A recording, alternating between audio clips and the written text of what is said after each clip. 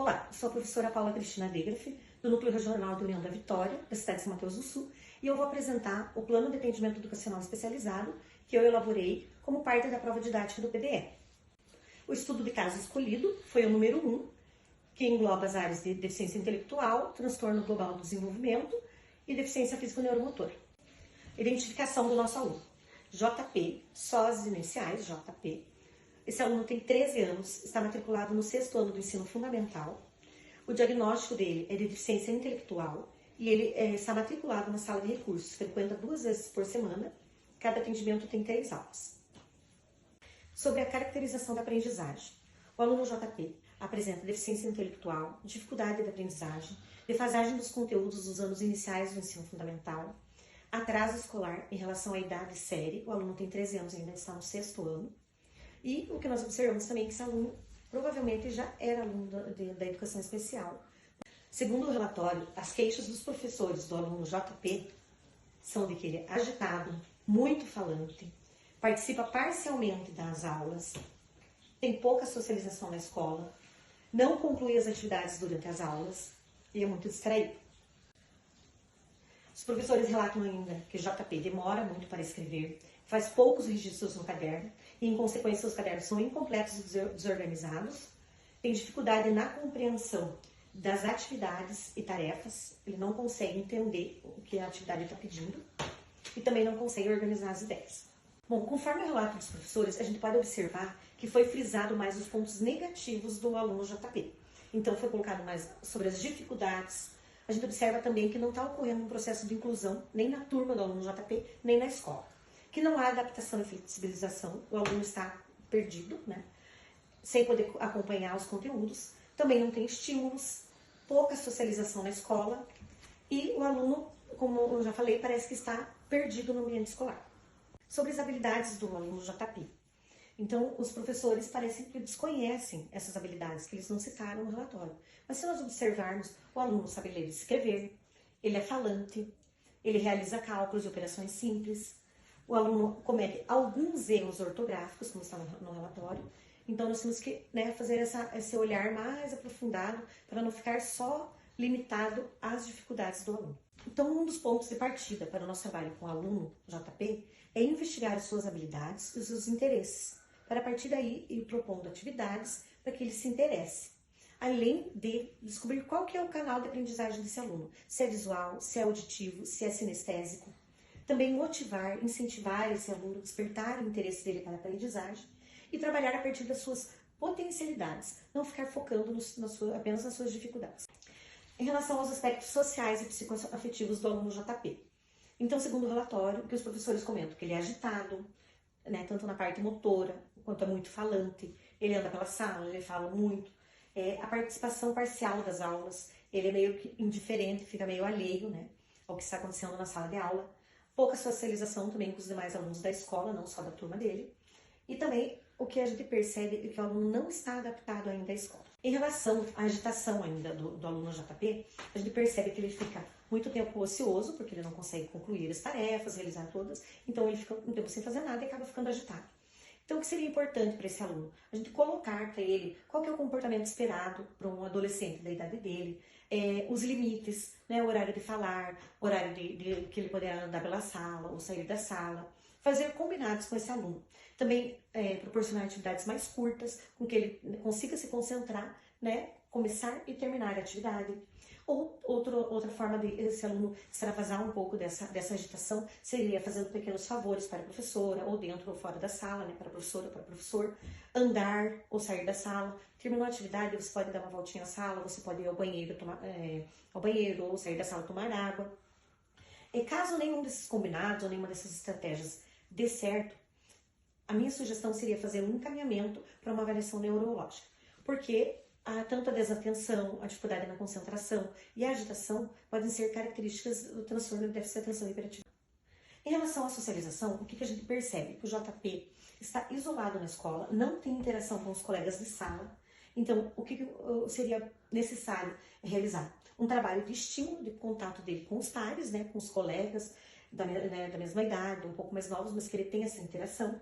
Ou um trabalho de inclusão com a turma dele, com atividades, com jogos, com conversas, com filmes, né, com o tema inclusão, para realmente sensibilizar a turma e levar a turma a entender o respeito e a importância do acolhimento às diferenças. E esse trabalho pode ser estendido até para toda a escola, porque se a gente for observar no relatório dos professores, eles falam da pouca socialização na escola, não só na turma do JP. Em relação ao trabalho cooperativo com a família, é de suma importância que a gente procure manter o contato com essa família, porque é ela que vai nos passar pelos interesses, as dificuldades, os atendimentos de saúde e também realizar os combinados, principalmente em relação ao horário de estudos em casa, ao acompanhamento das tarefas escolares, para que o aluno não saia prejudicado sem esse acompanhamento da família. Só para ilustrar aqui um exemplo de lembretes para serem fixados ou no quarto do aluno, ou na cozinha, na geladeira, para que a família toda participe, para criar uma rotina de estudos, algumas sugestões para criar essa rotina de estudo e também de como deve fazer as atividades diariamente, para que o aluno não se perca e para a família também tenha uma orientação para seguir. Organização do atendimento da sala de recursos. Então, como já foi falado, o aluno JP irá frequentar 2 vezes por semana a sala de recursos e a sua turma de atendimento serão formada por colegas do 6º ano do ensino fundamental. Também serão trabalhados na sala os conteúdos que foram elencados pela professora de sala de curso, juntamente com os professores das disciplinas de língua portuguesa e matemática, além dos conteúdos defasados, que são pré-requisitos para esses conteúdos do ano de matrícula, e também serão estimuladas as funções cognitivas, né? Memória, atenção, percepções e a linguagem. O que é importante é que nós não podemos esquecer de trabalhar na sala de recursos com a contextualização, né? Procurando sempre se voltar para a realidade do aluno, buscar uma aprendizagem funcional, para que o aluno veja um significado, veja uma utilidade, uma função naquilo que está sendo ensinado. Além de estimular o aluno, né? Oferecer estímulos para que ele tenha a vontade de aprender, para que ele tenha interesse, além de fazê-lo se envolver com a tarefa, ele também se sentir responsável por aquela tarefa.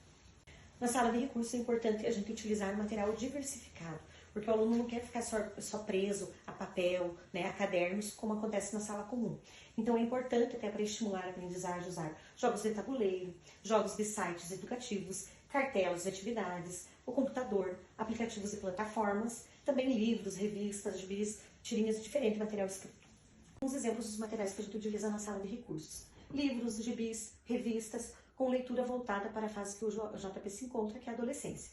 Também os jogos de matemática, tabuada, os jogos da sala de recursos, tangram, atividades em cartelas, que trabalham a percepção visual, o raciocínio, labirinto, enigma, procurar a parte certa da cena, o jogo do lince, 14 erros, 7 erros e cadê que é encontrar o objeto em uma cena. São alguns exemplos das atividades materiais que a gente utiliza.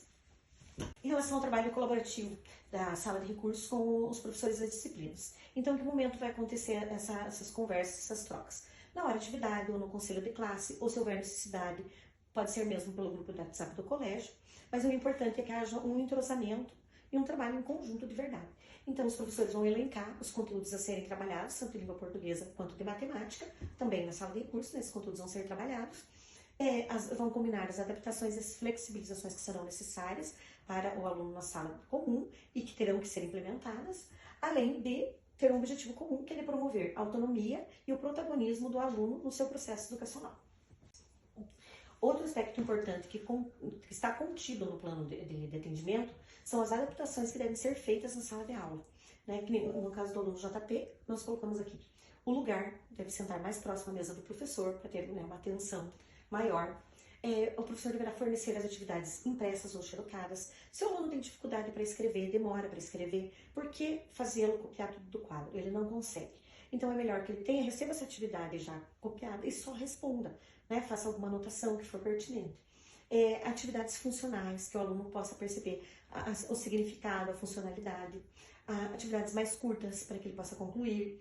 A linguagem do professor mais acessível, que explique de uma forma mais clara, mais simples. Material de apoio, o aluno vai precisar de lembretes, de tabuada, vai precisar de material para ele utilizar no dia a dia na sala de aula. Então é importante que o professor deixe o aluno utilizar. Aplicativos para registros também. O aluno não tem condições de entregar um trabalho extenso, escrito.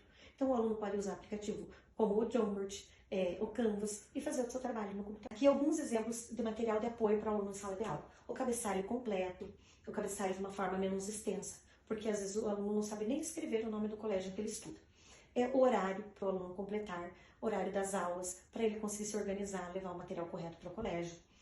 Uma tabela, em vez do aluno usar a agenda, que muitos alunos se perdem no uso da agenda, usar uma tabela mais simples, em que ele possa completa lápis e depois ele apaga, onde ele marca se é tarefa, prova ou trabalho, de qual disciplina, o que é para fazer, porque muitas vezes o aluno não lembra o que é para fazer, e para que dia. Sobre os conteúdos e objetivos, que é a última parte do nosso plano de atendimento. Então, os conteúdos e objetivos serão escolhidos, elencados pelos professores da língua portuguesa e de matemática, juntamente com a professora de sala de recursos, para serem trabalhados, né, de forma que favoreça a aprendizagem para o aluno também na sala de recursos, de uma forma funcional, para que, né, tenha uma funcionalidade para o aluno. A flexibilização dos objetivos. Nós vamos nos basear na taxonomia de Bloom, que é uma taxonomia de objetivos educacionais, onde ela ordena em níveis, sistematiza a aprendizagem por níveis. Então, o aluno tem que ir passando de nível para nível. Então, nós vamos trabalhar dentro do domínio cognitivo, que é a capacidade para adquirir um novo conhecimento. Então, analisando o relatório, estudo de caso do nosso aluno JP, a gente identifica que ele está no primeiro nível, que é o nível lembrar, que ainda é a capacidade de reconhecer, memorizar, lembrar de fatos, ideias e termos. Então, ele reconhece, ele identifica, ele lembra. Então, nós vamos usar nesses objetivos, ao fazermos a flexibilização, nós vamos mudar os verbos e vamos usar esses. Reconhecer, memorizar, identificar, localizar, descrever, citar. E, claro que tem outros, mas todos com essa mesma função. Trabalhar a memória, o reconhecimento.